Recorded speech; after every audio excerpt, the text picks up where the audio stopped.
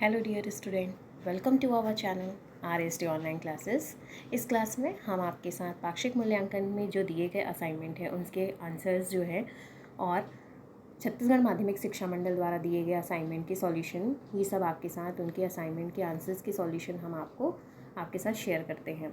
इसी कड़ी में मैं आज आप लोगों के साथ पाक्षिक मूल्यांकन 5 माह अक्टूबर 2021 कक्षा 10वीं विषय विज्ञान, इसके असाइनमेंट के सॉल्यूशन जो है आपके साथ शेयर कर रही हूँ।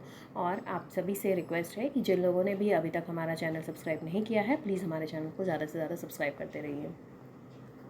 देखिए, इसमें है पहला प्रश्न, निम्न में से कौन सा पादप हार्मोन है? तो निम्न में से कौन सा हार्मोन पादप है? इसमें साइटोकाइनिन है। इसमें मैंने ऑप्शन नहीं दिए हैं, मैं सीधे ऑप्शन डी जो लिखा है वो ऑप्शन डी जो है द सही है। इसका आंसर है साइटोकाइनिन। कैल्शियम सिलिकेट क्या है? कैल्शियम सिलिकेट एक धातुमय है। समतल दर्पण में 3 सेंटीमीटर की दूरी पर हो, यदि दर्पण यदि 3 सेंटीमीटर दूरी पर हो तो वस्तु का प्रतिबिंब जो है वो किस दूरी पर होगा? तो वस्तु का प्रतिबिंब भी 3 सेंटीमीटर पर ही होगा। निम्न में से कौन सा अपर रूप प्रदर्शित नहीं करता है? तो सोडियम जो है वो अपर रूप प्रदर्शित नहीं करता। इसका ये 2 पार्ट में है, खंड ब है इसका। छत्तीसगढ़ में पाए जाने वाले लोहे की प्रमुख अयस्क जो है वो हेमेटाइट है। अपवर्तन के दूसरे नियम को स्नेल नियम से जाना जाता है। तीसरा है, दानेदार जिंक की तनु अम्ल और क्षार से अभिक्रिया के द्वारा हाइड्रोजन गैस प्राप्त होती है। चौथा, अयस्क को वायु की अनुपस्थिति में उसके गलनांक से कम ताप पर गर्म करने की प्रक्रिया जो है वो निस्तापन कहलाती है।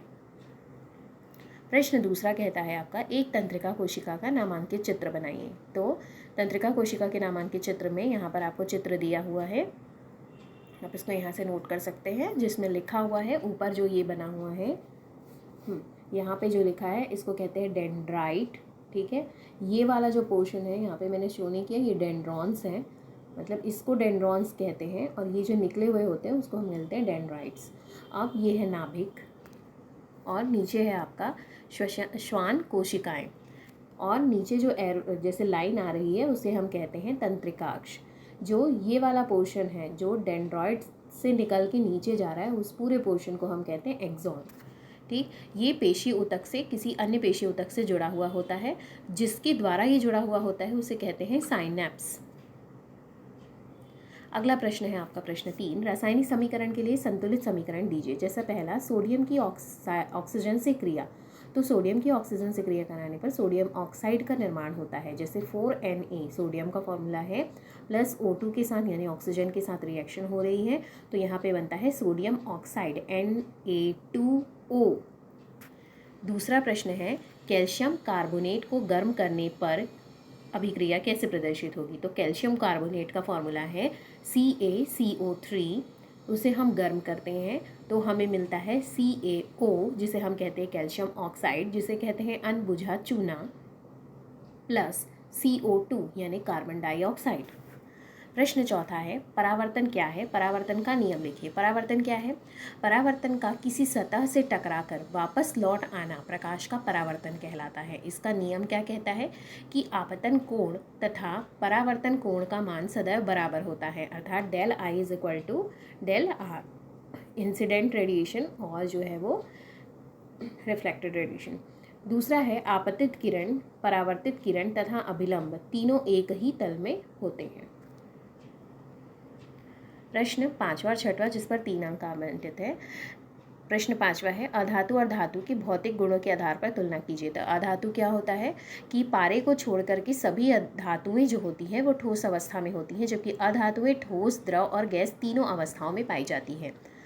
धातुएं आघातवर्धनीय एवं तन्य होती हैं, अधातुएं आघातवर्धनीय एवं तन्य नहीं होती हैं। धातुएं ऊष्मा एवं विद्युत की सुचालक होती है, ग्रेफाइट और आयोडीन को छोड़कर के सभी ऊष्मा विद्युत की कुचालक होती हैं। इनमें धातु में धात्विक चमक होती है, अधातु में ग्रेफाइट और आयोडीन को छोड़कर के अन्य में किसी में चमक नहीं पाई जाती है। धातुएं कठोर होती हैं, अधातुएं जो रहती हैं वो कठोर नहीं होती है, पर हीरा इसका अपवाद है, हीरा को छोड़कर के सभी जो रहते हैं कठोर, यहाँ होती है लिखा है, यहाँ पे कठोर नहीं होती है होगा। अगला है प्रश्न छठवा, पौधे प्रकाश के प्रति संवेदी होते हैं, क्या आप इस कथन से सहमत हैं? यदि हैं तो क्यों? ये बहुत से बच्चों ने इसके आंसर्स जो हैं वो यहाँ पर आपको सटीक आंसर दिए जा रहे हैं। आप प्लीज़ यहाँ से आंसर्स इसका नोट करिएगा। हाँ, हम प्रकाश के प्रति वो संवेदी हैं या नहीं, मतलब सेंसिबल होते हैं या नहीं वो, तो इसका रीज़न आपको देना है। तो इसका उत्तर है कि हाँ, पौधे प्रकाश के प्रति संवेदी होते हैं, क्योंकि यदि पौधों के तने के शीर्ष भाग पर किसी दिशा से निरंतर प्रकाश मिलता रहे तो उसकी विपरीत दिशा की प्रविभाजी कोशिकाओं को मिलने वाली सूचनाओं के कारण कोशिकाओं का तेजी से विभाजन होने लगता है, जिससे पौधे का तना आपतित प्रकाश की दिशा में झुक जाता है। इससे यह अनुमान लगाया जा सकता है कि पौधे विशेष रासायनिक पदार्थ के रूप में सूचनाओं का आदान प्रदान करते हैं एवं जैविक क्रियाएं जो है वो संचालित करते हैं। अतः सिद्ध होता है कि पौधे प्रकाश के प्रति संवेदी होते हैं। तो हम ये कैसे सेंसिबल हैं कि लाइट का इफ़ेक्ट कैसे होता है, ये हम पौधे उसको एक्सेप्ट कैसे करते हैं, किस डायरेक्शन में वो अगर उसे हम लाइट दे रहे हैं तो दूसरे डायरेक्शन में वो किस तरह से आपतित हो जाते हैं, किस प्रकार से सूचनाओं का आदान प्रदान होता है, जिस वजह से वो पौधों जो है वो प्रकाश के प्रति संवेदी होते हैं। अगला प्रश्न है आपका प्रश्न क्रमांक 7 और 8, जिस पर 5 अंक आवंटित है। प्रश्न 7 है, सक्षारण किसे कहते हैं, इसे बचने के उपाय लिखिए। सक्षारण क्या है? वायुमंडल में उपस्थित ऑक्सीजन, नमी अथवा रासायनिक पदार्थ जैसे CO2, SO2, NO2 आदि द्वारा क्षार धातुओं के धीरे धीरे नष्ट होने की प्रक्रिया सक्षारण कहलाती है। इसके उपाय हैं, इसे दूर करने के उपाय हैं कि धातु पर पेंट या ग्रीस लगा दिया जाना चाहिए। दूसरा, धातु पर तेल की परत लगा दी जानी चाहिए। या तीसरा आप लिख सकते हैं, धातु पर दूसरी धातु की चादर बिछानी चाहिए। इसका दूसरा भाग है कि हवा में खुला छोड़ने पर धातु की चमक कम हो जाती है, क्यों?